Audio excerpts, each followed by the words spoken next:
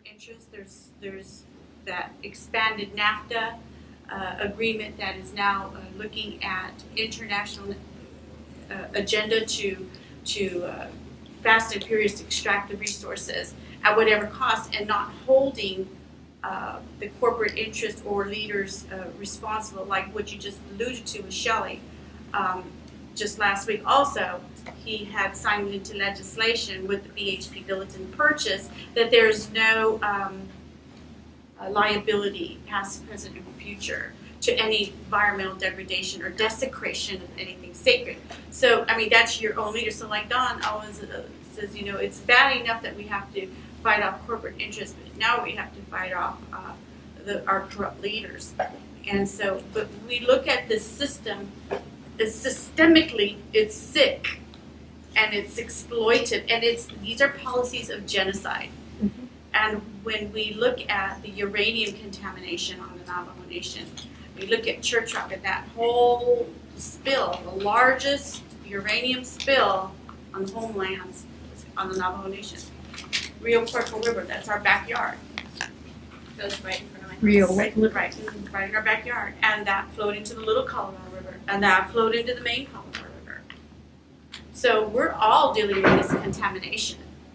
It's everywhere, but I think Don would like to also talk a little bit more about structures and the systemic problems that we have with the colonized minds, as Janine was saying. You know, this system of infiltrating our children and boarding schools, and how they forced assimilation, forced to remove the children from their homes, from their homeland, their families, indoctrinate them.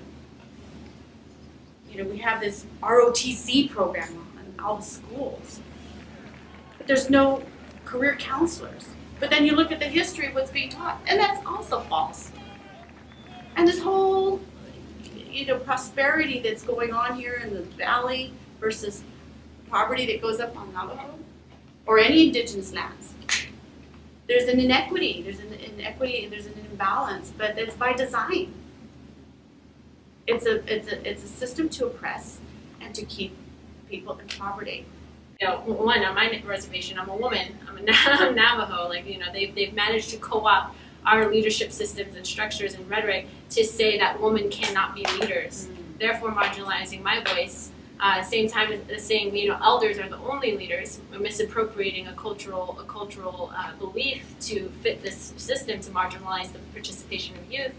And, you know, we get things like a president that everyone looks at and thinks represents the Navajo Nation, the communities, and the voices, and he was elected by like 18% of the population, says things like he's going to, you know, think about decisions and you know, like give it some thought, and the reality shows, because we're there at their council chambers, in their offices almost every day, we see the meeting and dining with these corporate executives. We see them congratulating, telling them to stand up and addressing them, letting them speak in our chambers that we're not allowed to speak in as participants.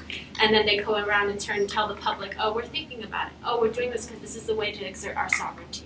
When you do any research on Navajo Mine, on NGS, which is the Navajo Generating Station, on our water rights, they always use that language, they use that terminology. This is our chance for us to exert our sovereignty. This is a time for us to be self-sufficient. And you know that it's dangerous. It's dangerous to accepting the way they use these words and define them at face value. Thank you, Janine. And so I can see that here, because of how it's controlled, because Peabody can hire 400 miners, NGS, the power plant, another 400 or so workers there.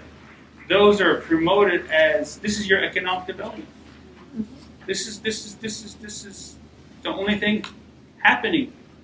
There's nothing else. And then everything else that potentially could be economic development is kind of quashed. It's kind of kept down. It's kind of, and that's why the poverty and the policies just add to that to keep things down even more. What does DOJ stand for? Sorry, I don't know all your Department of Justice. Okay. But I think the Bennett Freeze was put in place in Western Navajo because they have just recently built the Glen Canyon Lake Powell. We're not supposed to put a straw into that to get water out of that for our future development. And of course, than the coal. And probably in preparation for S2109 to then put forth these legislation to then take the water rights. See, all of these things enter my mind, and so that's where I guess the frustration comes from us as grassroots people, grassroots movement towards our leadership. They've like modernized the Indian Wars in the sense that we have like Mike over here. Sorry, I don't know your last name. He talked about how there's drones and checkpoints on zonal autonomous land, and now they want to extend that border from 25 to 100 miles. You have in Canada, which is also a settler colonial state, not a liberal socialist state as many of us think it is, where they are actively arresting women who are activists in environmental movements. They're taking away their children if they speak up and saying that they're unhealthy parents. This is nothing new. Indigenous activists have always been targeted, and in the 70s we had death squads on the Lakota Nation assassinated. But what is new is the weapons and the technology that we're using, and also the way it's being encoded as part of this new war on terror, especially with the FBI and the NSA and Homeland Security putting out a report a couple of years ago that came out that said Indigenous people will be terrorists in the 21st century if they align themselves with the white environmentalist movement. Criminalizing Indigenous communities, criminalizing people who fight alongside these communities.